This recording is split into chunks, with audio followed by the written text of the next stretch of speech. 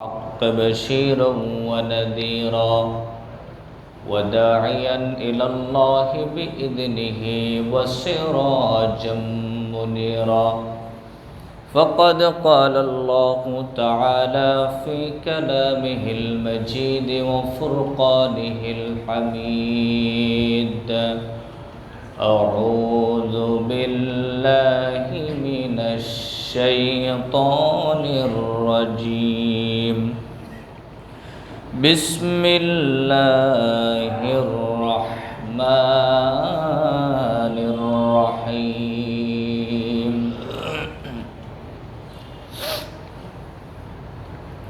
ثم جعلناك على شريعة من الأمر فاتبعها ولا تتبع أهواء الذين لا يعلمون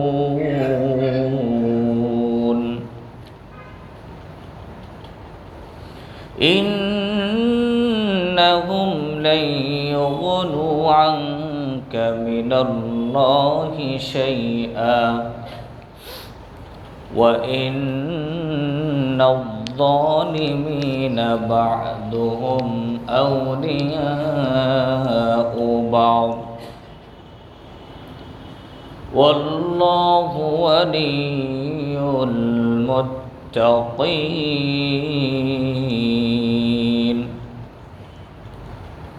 وقال تعالى إن الله وملائكته يصلون على النبي يا أيها الذين آمنوا صلوا عليه وسلموا تسليما اللهم صل على محمد وعلى آل محمد كما صليت على إبراهيم وعلى آل إبراهيم إنك حميد مجيد اللهم بارك على محمد وعلى آل محمد كما باركت على إبراهيم وعلى آل إبراهيم إنك حميد مجيد بلغ العلا بكماله كشف الدجى بجماله حسنت جميع خصاله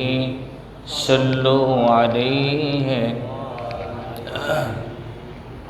আলহামদুলিল্লাহ মহান রব্বুল ইজ্জাত ওয়াল জালালিল আলিশান দরগাহে অসংখ্য অগণিত শুকরগুজার করছি যে মহান মালিক দয়া করে ভালোবেসে সৈয়দুল আইয়াম সপ্তাহের শ্রেষ্ঠ দিন জুমার দিন জুমার সালাত আদায়ের লক্ষ্যে তার ঘর মসজিদে এসে বসার তৌফিক দান করেছেন। এই জন্য অন্তরস্থল থেকে হৃদয়ের সবটুকু আবেগুজার করে কালিমাত শুকর পড়ছি আলহামদুলিল্লাহ। রব্বানা লাকাল হামদ হামদান কাসীরান তয়্যিবান মুবারাকান ফীহি ইয়া রব্বি লাকাল হামদু কামা ইয়ানবাগি লিজালালি ওয়াজহিকা ওয়া আযীমি সুলতানিক। অসংখ্য অগণিত দরুদ ও সালাম বিশ্বমানবতার মুক্তির দূত সৈয়দুল মুরসালিন শাফিউল মুযনিবিন রাহমাতুল লিল আলামিন মুহাম্মদুর রাসূলুল্লাহ সাল্লাল্লাহু আলাইহি ওয়াসাল্লাম। সম্মানিত মুসল্লিয়ান কিরাম, আজকের আপনাদের সামনে আমি পবিত্র কোরআনুল কারীমের সূরা জাসিয়ার 18 এবং 19 নম্বর আয়াতে কারিমা তেলাওয়াত করেছি। এর আলোকে সংক্ষিপ্ত সময়ে কিছু কথা বলার চেষ্টা করছি। ওমা তৌফিক ইল্লা বিল্লাহ। আল্লাহ পাক রব্বুল আলামিন কোরআনুল কারীমের সূরার নাম সূরা জাসিয়া। আল্লাহ পাক এখানে বলেন সুম্মা জাআলনাকা আলা শরীআতিম মিনাল আমর। আল্লাহ তার রাসূলকে টার্গেট করে বলছেন যে আমি আপনাকে একটি শরীয়তের উপরে প্রতিষ্ঠিত রেখেছি,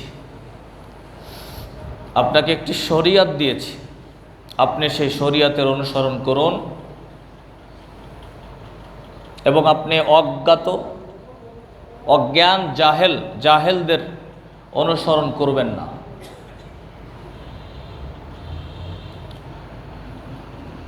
ইন্নাহুম লা ইউগনু আনকা মিনাল্লাহি শাইআ। আল্লাহ পাক বলেন যে আল্লাহর কাছে তারা আপনার জন্য কোনো উপকারে আসবে না। অর্থাৎ যারা জাহেল, যারা শরীয়ত অনুসরণ করে না, তারা আল্লাহর কাছে আপনার জন্য কোনোই উপকারে আসবে না। তারা জালেমরা একে অপরের বন্ধু। জালেমরা কি? একে অপরের বন্ধু।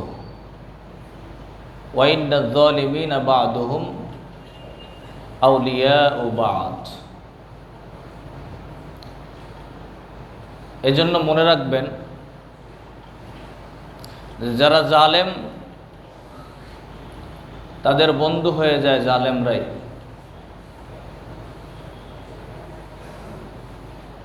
কোন মজলুম, কোন মুত্তাকি জালেমের বন্ধু হয় না। এ কথা কার? এজন্য জালেমদের সাথে যাদের আতাত হয় তারাও জালেম। এই প্রমাণ সূরা জাসিয়ার 19 নম্বর আয়াতে কারিমা। এই কথা ঠিক আছে কিনা বুঝতেছেন তো?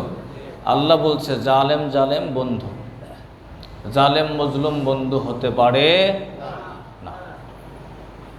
আল্লাহু ওয়ালিয়্যুল মুত্তাকিন, বন্ধু আল্লাহ মুত্তাকিদের। সুবহানাল্লাহ বলেন। মুত্তাকিদের বন্ধু আল্লাহ নিজে হয়ে যায়। তাহলে মুত্তাকি আল্লাহর বন্ধু, আল্লাহ মুত্তাকির বন্ধু, আর জালেম জালেমের বন্ধু। সূরা জাসিয়া 19 নম্বর আয়াত। আল্লাহ পাক বলেন হাযা বাসাইরু লিন-নাসি ওয়া হুদাও ওয়া রাহমাতুল লিকাওমিন ইউকিনুন। এটা হলো একটি মানুষের জন্য একটা জ্ঞানের কথা, বসিরত। এটি একটি প্রজ্ঞা সম্পূর্ণ কথা, এবং এটি যারা বিশ্বাসী তাদের জন্য এটি হেদায়াত এবং রহমত। কি হেদায়াত এবং রহমতটা কি এবং প্রজ্ঞাপূর্ণ কথা কি? সেটা হলো শরিয়াত। অর্থাৎ শরিয়াত অনুসরণ যারা করবে, আপনি তাদের অনুসরণ করেন, আর তারা আল্লাহর বন্ধু, তারা মুত্তাকি। আর আপনি জাহেলদের অনুসরণ করবেন না। জাহেলরা এরা জালেম হয়ে যায়, আর জালেমের বন্ধু হয়ে যায়। আল্লাহ জালেমের বন্ধু নয়। এই যে কথা, এটা একটি জ্ঞানের কথা, প্রজ্ঞার কথা। এই কথাটা যারা বিশ্বাসী তাদের জন্য হেদায়াত এবং রহমত। সুবহানাল্লাহ বলেন। এতটুকু কি আপনারা বুঝতে পারছেন? সহজ সরল কথা। এবার আসেন, এখানে আল্লাহ কি বলছে? যে আপনাকে একটা আপনার ধর্মীয়ভাবে আপনাকে একটি শরিয়াতের উপরে আমি প্রতিষ্ঠিত রেখেছি, আপনাকে একটা শরিয়াত দিয়েছি। এই শরিয়াত হলো একজন মানুষের জীবনের চলার পথে যত সাইড আছে সবগুলো শরিয়াতের অন্তর্ভুক্ত, সবগুলো শরিয়াতের অন্তর্ভুক্ত। একজন মানুষ যখন জন্মগ্রহণ করে, শরিয়াত অনুযায়ী তার কানে আজান দিতে হয়, শরিয়াত অনুযায়ী তার 7ম দিনে আকিকা করতে হয়, মাথার চুল মুন্ডন করে তার নাম রাখতে হয়। একটু বড় হয়ে গেলে শরিয়াত অনুযায়ী তাকে খাতনা করতে হয়। একজন মানুষের জীবনে আর একটু বড় হয়ে গেলে শরিয়াত অনুযায়ী তাকে বিবাহ দিতে হয়। বিবাহের ক্ষেত্রে শরিয়াত না মানলে বিবাহ হবে? মরার সময় শরিয়াত অনুযায়ী কাফনের কাফন, দাফন কাফন, জানাজা পড়াইয়া শরিয়াত অনুযায়ী তাকে কবরে রাখতে হয়। এই কোনো কিছুই শরিয়াত ছাড়া হয়। গোসলের সময় শরিয়াত ছাড়া কেউ গোসল করায় না, দাফন করার সময় শরিয়াত ছাড়া কেউ দাফন করে না। হওয়ার সময় শরিয়াত, মরার সময় শরিয়াত আছে না নাই? কথা বলেন না কেন? সবাইর আছে, এই দুইটা সবাইর আছে। কিন্তু এর মাঝেও যে শরিয়াত আছে, এখানে আমরা শরিয়াত মানি সেটা হলো নামাজ, রোজা, হজ, যাকাত, এগুলোকে আমরা শরিয়াতের অন্তর্ভুক্ত মনে করি। বাকি সততা,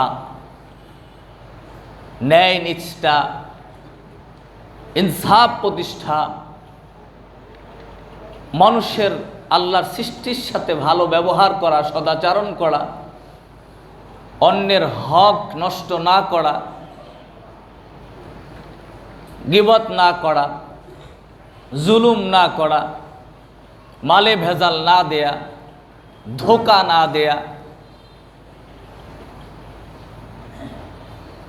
এভাবে অনেক জিনিস আছে। এইগুলোকে আমরা শরিয়াত মনে করি না। সুদ, ঘুষ, মদ, জুয়া, টেন্ডারবাজি, জুলুম, ক্ষমতার অপব্যবহার, এগুলো যে শরিয়াত, এরও যে একটা শরিয়াত আছে, এটা আমরা মনে করি না। এ কারণেই টেন্ডারবাজ করে, জুলুমবাজ জুলুম করে এসে প্রথম কাতার ইমামের পিছনে দাঁড়াইয়া সালাত আদায় করতে পারে। রাগ করতেছেন আপনারা? বাস্তবতা। জালেম জুলুম করে এসে, মদখোর মদ খেয়ে এসে সালাতে দাঁড়িয়ে যায়। ওনার কাছে শরিয়াত হলো নামাজ, রমজান মাসে রোজা, আবার শেষ দশকে ইতিকাফ।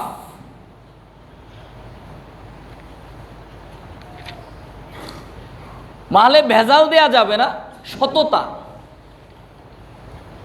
ন্যায় প্রতিষ্ঠা, এটা ইসলাম ধর্মের শরিয়াত নয়। এটা এটা এটা অন্য ধর্মের মানুষেরও সততা, অন্য সব ধর্মের মধ্যে সততার শিক্ষা আছে। প্রাণী হত্যা করা যাবে না, অন্য ধর্মের এটা শিক্ষা। আপনারা রাগ করবেন না, দেখবেন একটা বাজারে ব্যবসায়িকদের মধ্যে একজন মুসলিম ব্যবসায়ীর সততা যতটুকু, তার চাইতে পাশের হিন্দু ব্যবসায়ীর সততা অনেক বেশি। যদি মিথ্যা বলি আপনি বলতে পারেন মিথ্যা, আপনি ট্রাই করে দেখেন। কারণ সে তার ধর্মে সততার শিক্ষা পেয়েছে, সে তার ধর্মকে অনেক বেশি শ্রদ্ধা করে। আর আপনার ধর্মে আপনি সততা, এটা আপনার শরিয়াত মনে করেন নাই, কারণ আপনার শরিয়াত মনে করেছেন নামাজ, রোজা, হজ, যাকাত।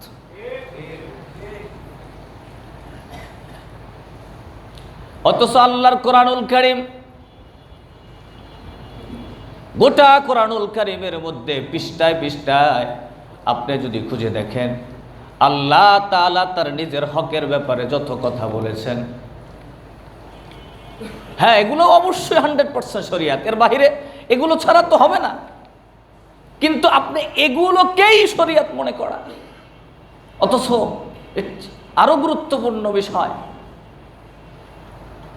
আল্লাহ রাসূল বলেন, মান গাসসা, যে ধোঁকা দেয়, ফালাইসা মিন্না, সে আমার অন্তর্ভুক্ত না। ধোঁকাবাজ আমার উম্মতের অন্তর্ভুক্ত না। আপনি কিন্তু ব্যবসায়ী, আপনি যখন ধোঁকা দেন কাস্টমারকে, আপনার কাছে এই শরিয়াত নাই, আপনার মাথায় টুপিও আছে।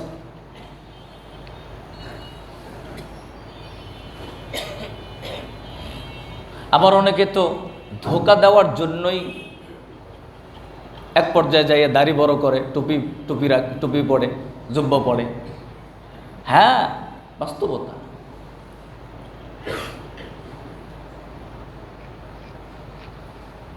আপনাদের কষ্ট লাগতে পারে, এটা বাস্তবতা। আপনি দেখেন আল্লাহর রাসূল নবুয়তের পরে 13টা বছর মক্কাতুল মুকাররমায়,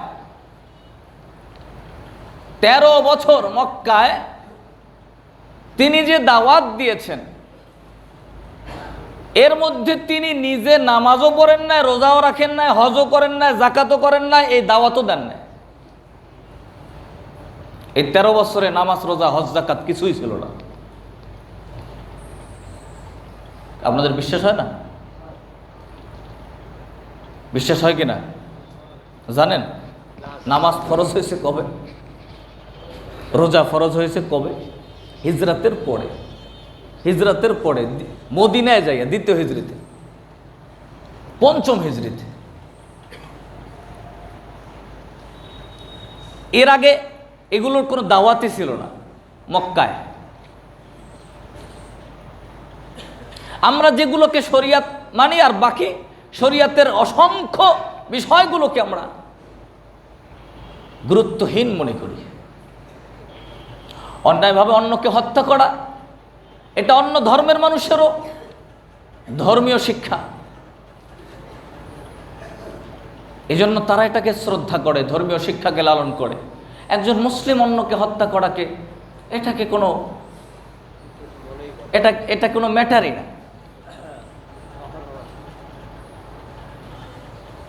টাকা থাকলে তো হজে যায়, আল্লাহর ঘর তাওয়াফ করে, কাবা ধরে দোয়া করলেই মাফ। প্রিয় ভাইয়েরা আমার, এজন্য শরিয়াত হলো একজন মানুষের জীবনে চলার পথে তার ব্যক্তি জীবন, তার আচার আচরণ, তার চলাফেরা, তার কথাবার্তা, আপনি কার সাথে কেমন কথা বলবেন, এটাও আপনাকে শরিয়াতের গণ্ডির মধ্যে শিখাইয়া দিয়েছে। এজন্য কথা বলতে গেলেও শরিয়াত মানতে হবে। মা ইয়ালফিযু মিন কাউলিন ইল্লা লাদাইহি রাকীবুন আতীদ।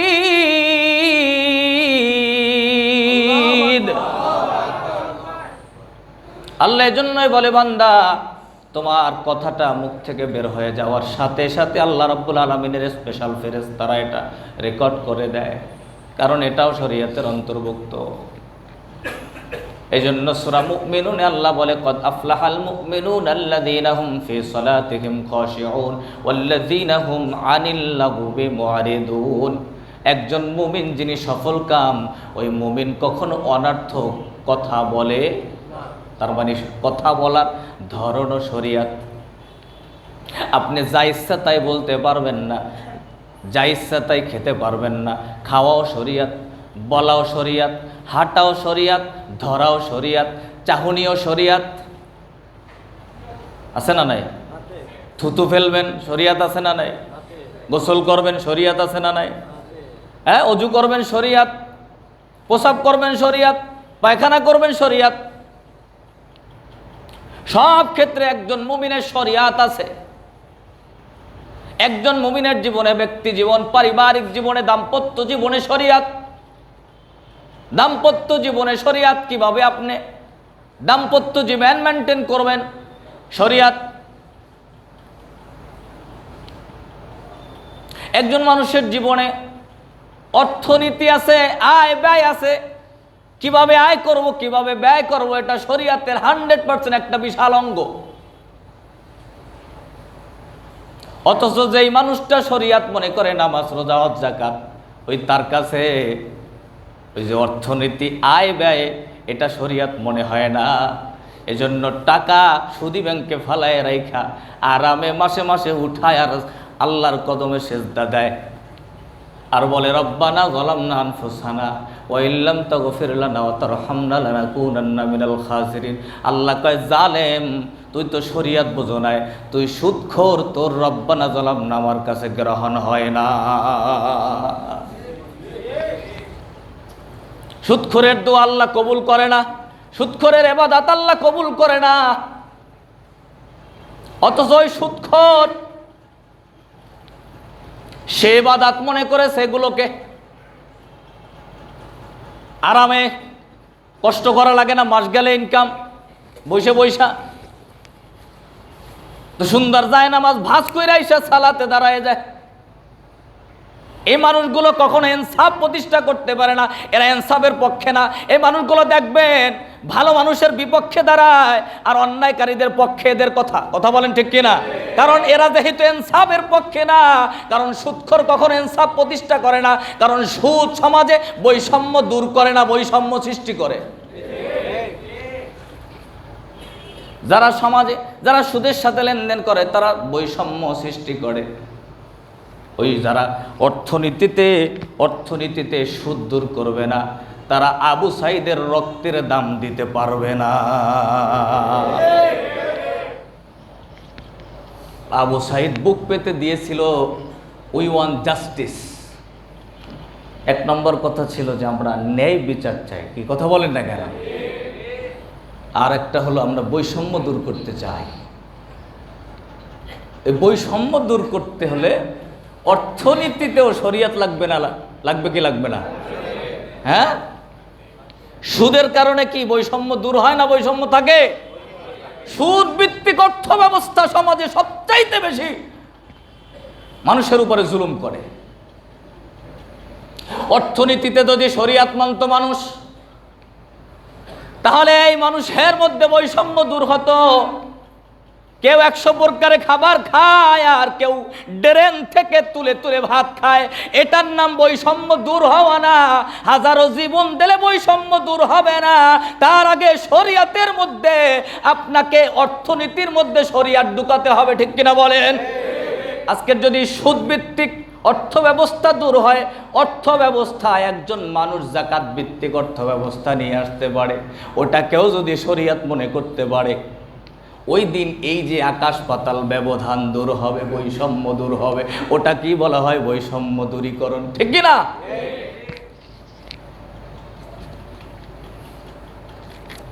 প্রিয় ভাইয়ের আমার, তাহলে অর্থনীতিতে শরিয়ত লাগে তো নাকি? এই জন্য আমরা শরিয়ত তাহলে কি বুঝলাম? মক্কার জীবনে রাসূলুল্লাহর দাওয়াতগুলো ছিল এটাই যে মানুষের ব্রেইনের মধ্যে, কলবের মধ্যে যে জঞ্জাট আছে, যে সে সুদ বোঝে না, মুনাফা বোঝে না, সে ন্যায় অন্যায় বোঝে না, সদাচরণ বোঝে না, জালেম মজলুম এগুলো, এই ট্রামগুলো তার মধ্যে নাই। গোটা 13 বছর পর্যন্ত ইনসাফ, জালেম, জুলুম, সুদ, অন্যায়, ন্যায় অন্যায়, মিথ্যা, সততা এর দাওয়াত দিয়েছে মুহাম্মদুর রাসূলুল্লাহ সাল্লাল্লাহু আলাইহি ওয়াসাল্লাম মক্কাতুল মুকাররমা। এগুলো দাওয়াত দিয়ে দিয়ে মানুষকে বুঝাইয়া ব্রেন ওয়াশ করে রাসূলুল্লাহ ব্রেন থেকে এই জঞ্জালগুলো দূর করেছে যে সুদ কাকে বলে, মুনাফা কাকে বলে,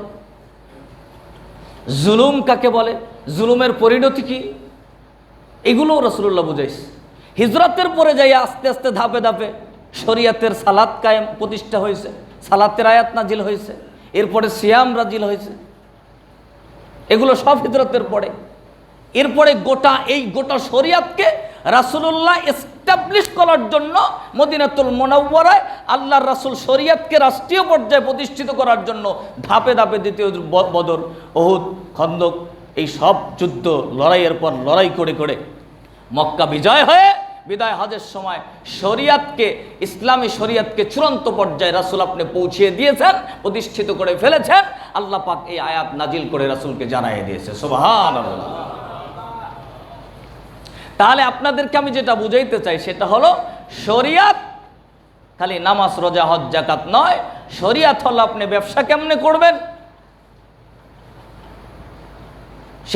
সেটাও শরিয়তের অংশ। প্রিয় ভাইরা আমার, এই আয়াতের ব্যাখ্যা একটি আয়াত কোরআনুল কারীমের সূরা নাহলের 90 নম্বর আয়াতে কারিমা, যে আয়াতটা একটি সুন্দর সমাজ ব্যবস্থা, সুন্দর রাষ্ট্র ব্যবস্থা, একটি মানবতার, একটি শরিয়তের একটি স্বয়ংসম্পূর্ণ আয়াত। যার কারণে মক্কাতুল মুকাররমা মদিনায় মসজিদে নববীর ইমাম সহ গোটা পৃথিবীর মসজিদের খতিবরা জুমার দিন সানি খুতবা এই আয়াতটা পড়ে। আপনারা ওটা শুনলেই মনে করেন খুতবা শেষ, অনেকে দাঁড়াইয়ে যাওয়া শুরু করে। ইন্নাল্লাহা ইয়া'মুরু বিল আদলি ওয়াল ইহসান ওয়া ইতা'i যিল কুরবা ওয়া ইয়ানহা 'আনিল ফাহশা'i ওয়াল মুনকারি ওয়াল বাগই ইয়া'iযুকুম লা'আল্লাকুম তাযাক্কারুন। মনে হচ্ছে কিনা, কমন লাগছে কিনা? ইন্নাল্লাহা ইয়া'মুরু বিল আদলি ওয়াল ইহসান। আল্লাহ পাকের এটা কোনো কোরআনের আয়াত না, এটা সরাসরি আল্লাহর অর্ডার। ইন্নাল্লাহা ইয়া'মুরু, নিশ্চয়ই আল্লাহ অর্ডার করছেন, আদেশ করছেন।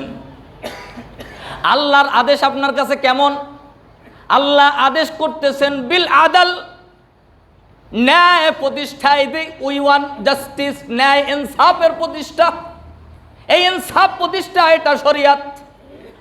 নামাজি, ও হাজি, ও গাজী, ও যাকাতওয়ালা, ও রোজাদার, ও সিয়াম পালনকারী, তুমি তোমার জীবনে এটা যেমন শরিয়াত, তোমার জীবনে, তোমার পরিবারে, তোমার অর্থনীতিতে, তোমার রাজনীতিতে, তোমার সমাজ ব্যবস্থায়, তোমার আত্মীয় স্বজনের সাথে, তোমার রাষ্ট্রীয় পর্যায়ে, একজন মানুষের ব্যক্তি জীবন থেকে রাষ্ট্রীয় জীবন পর্যন্ত গোটা জিন্দিগিতে ইনসাফ প্রতিষ্ঠা করা। এজন্য ইনসাফ ভিত্তিক শাসন ব্যবস্থা, এটা একটা শরিয়াতের অংশ। কথা বলেন ঠিক কিনা? যখন ইনসাফ ভিত্তিক শাসন ব্যবস্থা কায়েম হয়ে যাবে, তখন বৈষম্য দূর হবে। সুবহানাল্লাহ বলেন।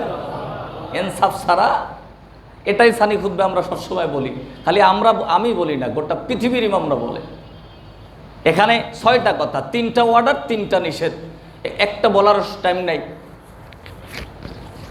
প্রথম হলো বিল আদাল, আদাল হইল ইনসাফ। ওয়াল ইহসান, ইহসান হলো সদাচরণ করা। আর ওয়া ইতা'i যিল কুরবা, 3 নম্বর হলো মানবাধিকার। আপনি দেখেন গত 5ই আগস্টের আগে ধাপে ধাপে একটু খেয়াল করেন, এই 3টা জিনিস, একটা হইল উই ওয়ান জাস্টিস, আরেকটা হলো ভালো ব্যবহার, আরেকটা হলো মানবাধিকার। এই 3টা ইস্যু ভিত্তি করেই মানুষকে জীবন দিতে হয়েছে। কথা বলেন না কেন? হ্যাঁ, মানবাধিকার ছিল না, কথা বলার অধিকার ছিল না। এখন মানুষ যতটুকু সমাজে রাস্তাঘাটে কথা বলতে পারে, আগে এভাবে ফ্রি কথা বলতে পারতো না। কি কথা বলে না কেন? বাস্তবতা যেটা, বাস্তবতা যেটা। আর আল্লাহ আয়াতে সেটাই বলেছে যে তুমি মুসলিম, তোমার জীবনে ইনসাফ প্রতিষ্ঠা করো, মানবাধিকার। আমি তো বলেছি গোটা কোরআনের মধ্যে আল্লাহ নিজের হকের ব্যাপারে যত বলেছে তার চাইতে কয়েকশো গুণ বেশি আল্লাহর সৃষ্টি, স্রষ্টার সৃষ্টির হকের ব্যাপারে কথা বলেছে। আপনি অন্য মানুষের ক্ষতি করেন, অর্থ বেশি ইনকাম করতে যায় মানুষের উপরে জুলুম করেন, আপনি যেই হন না কেন। জুলুম খালি শাসকরা করে তাই নাকি? জুলুম ঘরে করে, বাপ সন্তানের উপরে করে, সন্তান বাপের উপরে করে, ভাই ভাইয়ের উপরে করে, ভাই বোনের উপরে করে, ডাক্তার রোগীর উপরে করে। কথা বলেন না কেন? জুলুম তো ঘরে করে, ব্যবসায়ী কাস্টমারের সাথে করে, শিক্ষক ছাত্রের সাথে করে,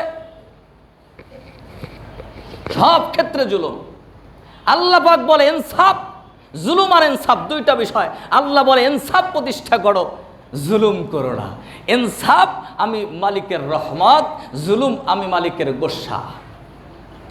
ইনসাফের মাধ্যমে আল্লাহর রহমত নাজিল হয়, আর জুলুমের মাধ্যমে আল্লাহর রহমতের দরজা বন্ধ হয়ে যায়। প্রিয় ভাইয়েরা আমার, এজন্য এটা একটা আদল, শরিয়াতের একটা অংশ।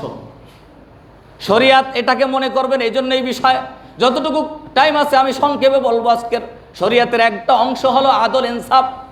আমরাও ইনসাফই চাই, মানুষের জন্য কল্যাণে ইনসাফ চাই, সব ক্ষেত্রে আমরা ইনসাফ চাই।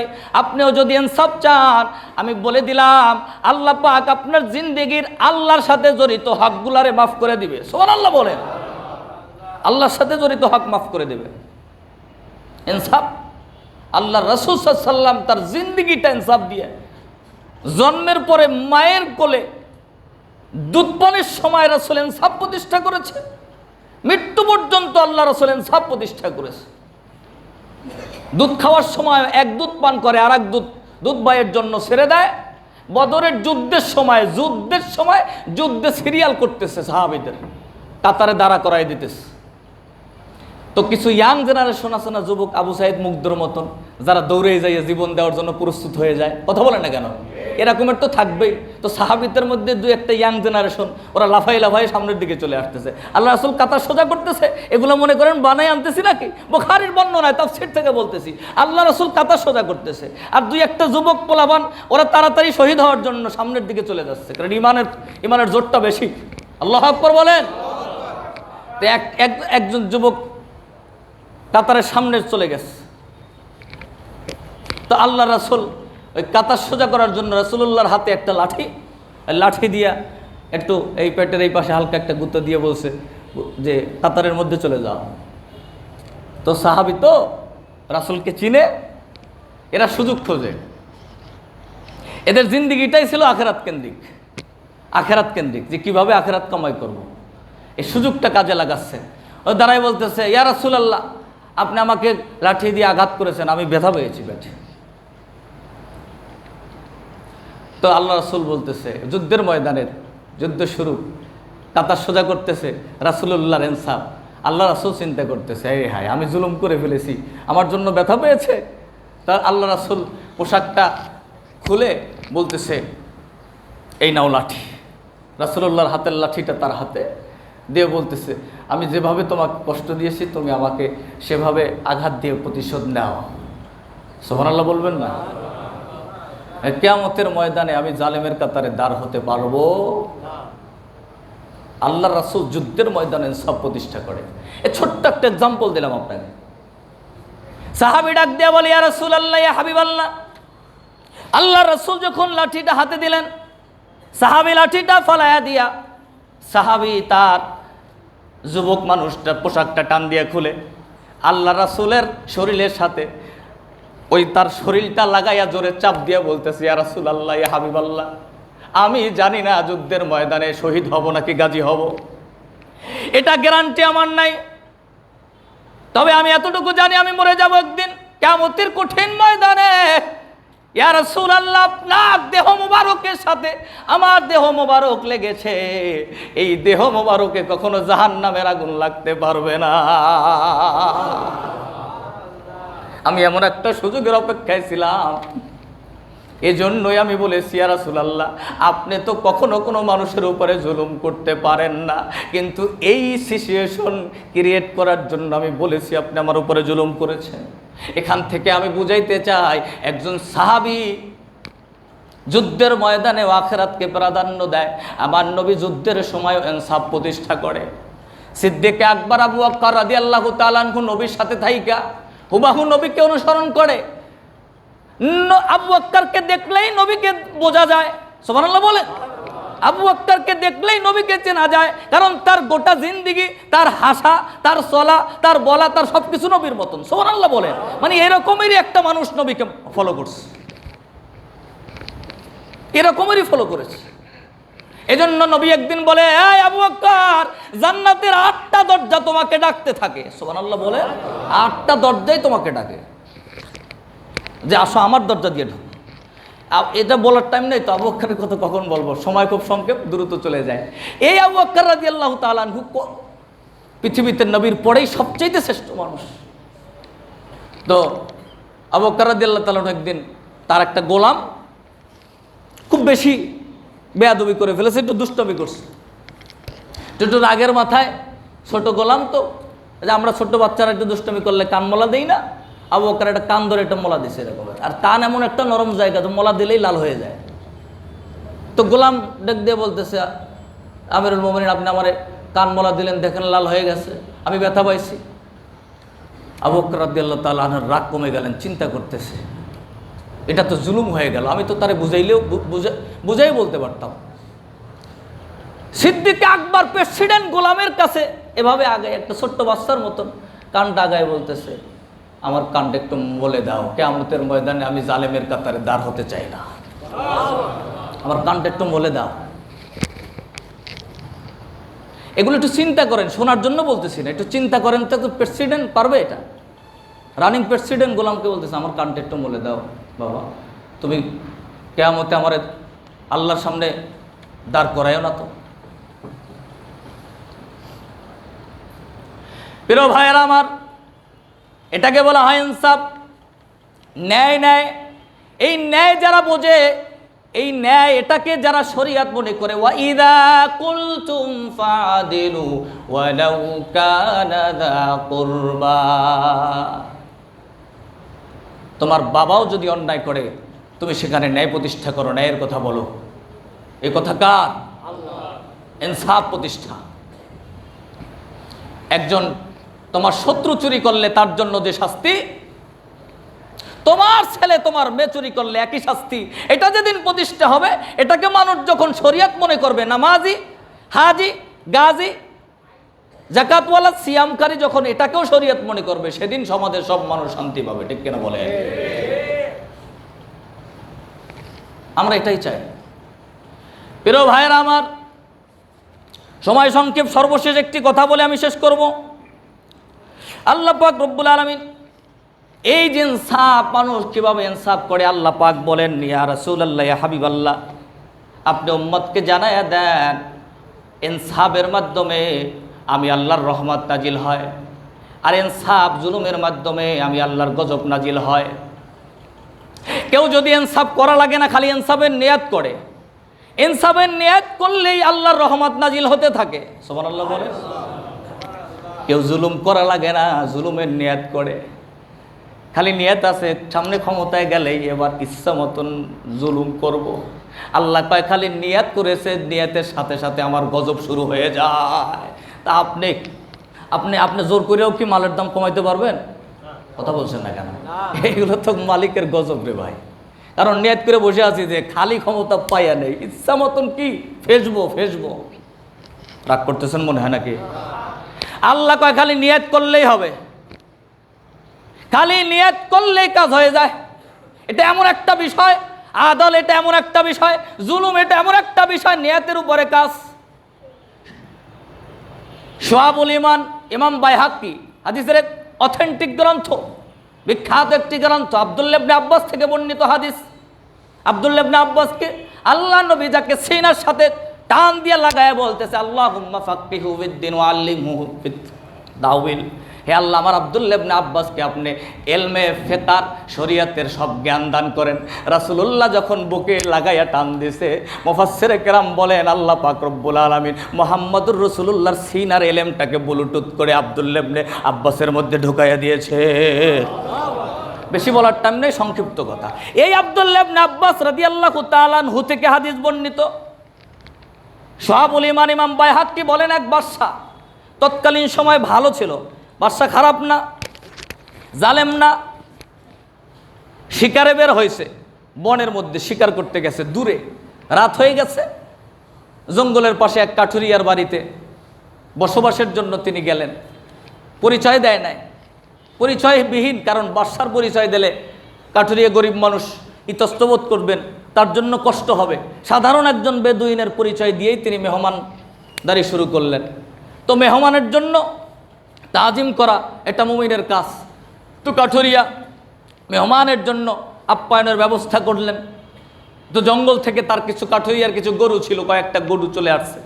এর মধ্যে একটা গরু, এমন একটা গরু যেই গরুটার দুধ দহন করলে এক গরুতে আল্লাহ পাক যে বরকত দিছে, তাতে মিনিমাম 20টা গরুর দুধ হয় এক গরুতে। সুবহানাল্লাহ বলে। তো ওই কাঠুরিয়া যখন দুধ দহন করতেছে, এই বাদশা মেহমান ঘরের মধ্যে বসে দেখতেছে এক গরুতে প্রায় 20টা গরুর দুধ। লোভ লাগছে যে এমন একটা দামি গরু আমি বাদশার ঘরে নাই, আর সাধারণ একটা কাঠুরিয়ার ঘরে থাকবে, এটা হয় নাকি? এখন আমি যদি আজকের মেহমান হই আসছে যদি বলি গরুটা আমি নিয়ে যাব, এটা জুলুম হয়। বেচারা কি মনে করবে? কিন্তু তার মনের মধ্যে ঢুকে গেছে যে এটারে কোনো না কোনোভাবে আমার রাজ দরবারে ঢুকাইতে হবে। এটা পর্যার ঘরে এত বড় দামি গরু থাকবে, এটা তো একটা স্পেশাল জিনিস। স্পেশাল জিনিস তো পর্যার ঘরে থাকতে পারে না, স্পেশাল জিনিস তো বাদশার ঘরে থাকবে। কথা বলেন না কেন?